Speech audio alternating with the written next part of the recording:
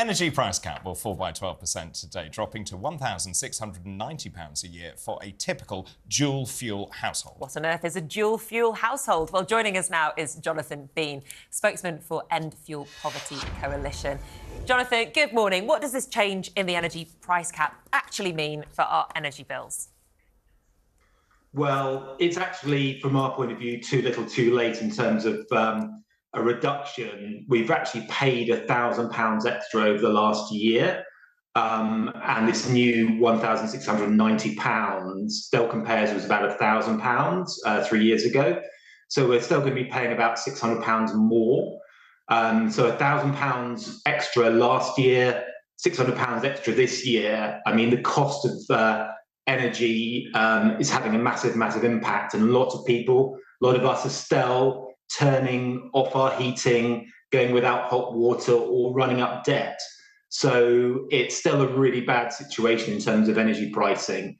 And on top of that, standing charges have gone up again. So they're now at £330 roughly a year, actually higher in some areas. So for people on the lowest incomes and people who have, low energy usage because they can't afford it, are actually getting hit really hard with standing charges. Jonathan, that's a major issue. Can you just explain what a standing charge actually is? Yeah, so standing charges is what you get charged before you actually have any energy at all. So it's kind of crazy. I mean, imagine that for food. Imagine being charged, £330 a year just for the right to buy food at all. But that's effectively what we get hit with on energy. So every day, about £1 a day gets charged to you, by the time you wake up. That's already hitting you. If you're on a prepayment meter where you have to pay in advance, that's using up your credit before you've even got going, before you managed to turn your heating on or use your hot water. So that has a huge impact on the people on the lowest incomes and the lowest usage. So even if you cut back, you're still getting hit with the standing charge. We've actually taken petitions to number 10, asking for standing charges to be abolished and replaced with a new system called Energy for All, which actually would guarantee everyone has enough energy to stay warm and safe. We think that's really important because there are so many people now living in cold, mouldy homes. It's a national crisis, and both Ofgem and the government need to act to get rid of standing charges and bring in Energy for All. And what's the response when you do go to number 10 or indeed to Ofgem and say, look, standing charges is an anachronism, we need to get rid of them? What do they say? Well, I mean, Ofgem are doing a review, but they are very keen on standing charges because it's a big bucket they can throw lots of costs into. So, for example, the overheads of the big energy firms, who obviously have done very well during this energy crisis, that goes on to the standing charges. I mean, you've probably seen the huge profits from people like British Gas because Ofgem kept pricing high for an extra year. That's led to huge profits, and the costs can then be put on the standing charges. So, that British Gas CEO salary going up to £6 million a year, that is going on to your standing charges. So a lot of things they don't want to talk about are kind of lumped onto standing charges.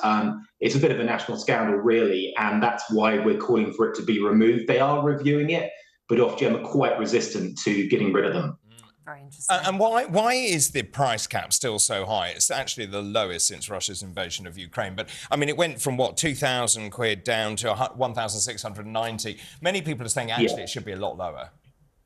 Yeah, so it was about £1,000 3 years ago. And there's a number of reasons why it's high. I mean, one of the key reasons is Ofgem have actually kept pricing higher because they're supposedly worried that energy firms might go bust again. As you remember, there were some very fly-by-night energy firms that went bust a few years ago, and Ofgem are kind of paranoid about that. So they've kept profits really plump for the industry. And then there are all sorts of other costs that kind of lumped into this standing charge, like the overheads of the energy firms, which are allowed to go up and up. So that's another reason. Actually, if you look at some of the new tariffs, if you're lucky enough to have actually a working smart meter, which obviously a lot of people don't have because of the shambolic rollout of smart meters, you can actually go onto tariffs that do track wholesale market prices more closely, and actually you can save a lot of money. So these prices, this price cap really is keeping prices at an artificially high level. Ofgem, again, are considering reviewing that, but that's going to take some time. At the moment, the Ofgem price cap is keeping prices artificially high and keeping energy firms' profits artificially high as well.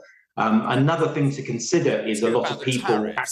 Can I just ask you about the tariffs? Because often it's very difficult to find a tariff that's right for you. And I think sometimes the energy firms hide them. Well, exactly right. I mean, they make it really, really confusing deliberately, because a lot of people just end up going on the default Ofgem tariff because it's so confusing when you look at the other options. But actually, there are some much, much cheaper options out there. We believe that everyone should be given the best price tariff available. So at the moment, for example, if you have an electric vehicle, you actually get a very good deal for nighttime electricity. But if you're on economy 7, which a lot of lower income people are, you're charged about double for that nighttime electricity. That is completely unfair. And we're calling on Ofgem to get rid of this kind of blatant discrimination where certain people, like those with EVs, get very cheap night energy, and other people who are on economy 7 with storage heaters get charged double. I mean, that is completely immoral and unfair. And it's this kind of confusing situation where some people get a good deal, but most people are being ripped off. That's what we need to change. And Ofgem really need to start acting in the interest of consumers, which is their statutory duty. And Jonathan, you mentioned earlier that energy firms are keeping their profits plump. Are they still paying out dividends to their shareholders, though? Well, you've probably just seen that, as I said, the British Gas CEO just kind of doubled his package to 6 million. They paid out huge dividends and profits in the last year. So there's a lot of profiteering still going on in this marketplace, and that needs to end. The other thing to be aware of is they're actually keeping a lot of our money. So when you put your meter readings in, as people should be at the current time at the end of the quarter, check your credit. If you've got excess credit on your account, there shouldn't be any credit on your account at this time of year because we're going into spring and summer. Ask for that money back. There are actually billions of pounds of our money sitting on credit because energy firms tend to overestimate how much direct debit they take from people. So if you're on a direct debit and you have a credit, ask for that money back. They have to give that money back, but they kind of hide that fact. So people tend to end up with credit on their account, and having a direct debit that's actually set too high, make sure that's not set too high. Check your direct debit, try and bring it down and get your money back from the energy firms. Jonathan, that is excellent advice. Thank you so much. That's Jonathan Bean, their spokesman for End Fuel Poverty Coalition.